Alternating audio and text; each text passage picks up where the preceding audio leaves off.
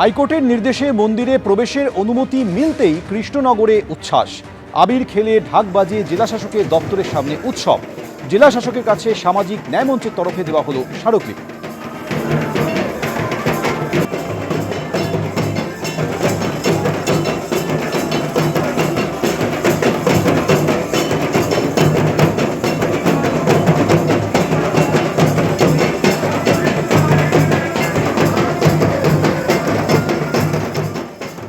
খুব ভালো লাগছে এবং আমাদের যে নিচু জাত বলে ওই মন্দিরে ঢুকতে দিত না, তাতে মহামান্য আদালত যে রায় দিয়েছে এবং সেই রায় দিয়ে আমরা সত্যি খুব আনন্দিত।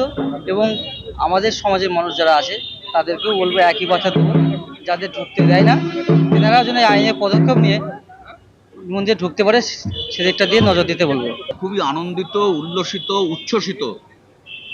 আমাদের মনে খুব সন্দেহ ছিল যে শতাব্দী ধরে এই যে অভিশাপ ওদের মাথায় চাপিয়ে দেওয়া হয়েছে, তোমরা ছোট জাত, তোমরা মন্দিরে ঢুকতে পারবে না,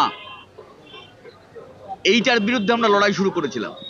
আমরা প্রথমে মামলা করি এবং মামলা করবার পর তারপর আমরা প্রশাসনের দ্বারস্থ হই। গ্রামের মানুষ প্রচণ্ডভাবে চেষ্টা করেছে এবং তারা প্রশাসনের দরজায় গেছে, পুলিশ প্রশাসনের কাছে গেছে, পুলিশ প্রশাসন ওদেরকে বলেছে এসব করতে যেও না, গন্ডগোল হবে। কিন্তু তারপরে আদালত প্রাথমিক রায় দেওয়ার পরে আজকে পূর্ণাঙ্গ রায় দিয়েছে। অবশেষে হাইকোর্টের নির্দেশে নদিয়ার গাজন উৎসবে অংশ নিতে পারবেন এসসিরা।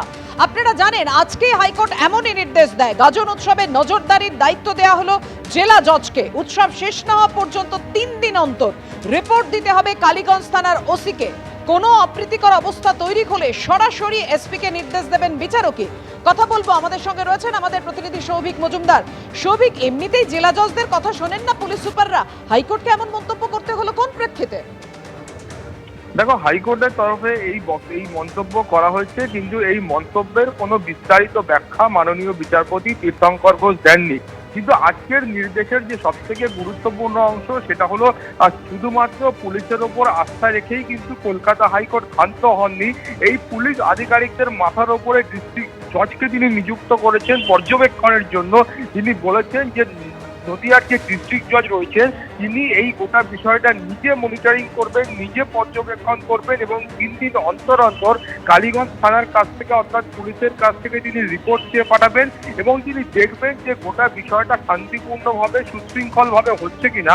সেই বিষয়টা তাকে নিজেকে দেখতে হবে। এই মর্মেই কলকাতা হাইকোর্টের তরফ থেকে নির্দেশ দেওয়া হয়েছে এবং তার পাশাপাশি বলবো যে ডিস্ট্রিক্ট জাজ তিনি প্রয়োজন বোধ করলে সরাসরি যে এমন কোনো পরিস্থিতি তৈরি হলো যেখানে একটা অশান্তিপূর্ণ বাতাবরণ তৈরি হচ্ছে, সেখানে ডিস্ট্রিক্ট জজ তিনি নিজে জেলার পুলিশ সুপারকে নির্দেশ দেবেন যে সেই গোটা বিষয়টা অবিলম্বে খতিয়ে দেখার জন্য এবং ডিস্ট্রিক্ট জাজ তিনি পুলিশকে নির্দেশ দিতে পারেন যে সেখানে পর্যাপ্ত বাহিনী মোতায়েন করার জন্য। অর্থাৎ শুধুমাত্র যে পুলিশের ওপর আস্থা রেখেছে এমনটা রেখেছে কলকাতা হাইকোর্ট তেমনটা নয়, তার পাশাপাশি ডিস্ট্রিক্ট জজ তাকে দায়িত্ব দিয়েছেন যে গোটা বিষয়টা যাতে শান্তিপূর্ণভাবে সংগঠিত হয় সেটা খেয়াল রাখার জন্য।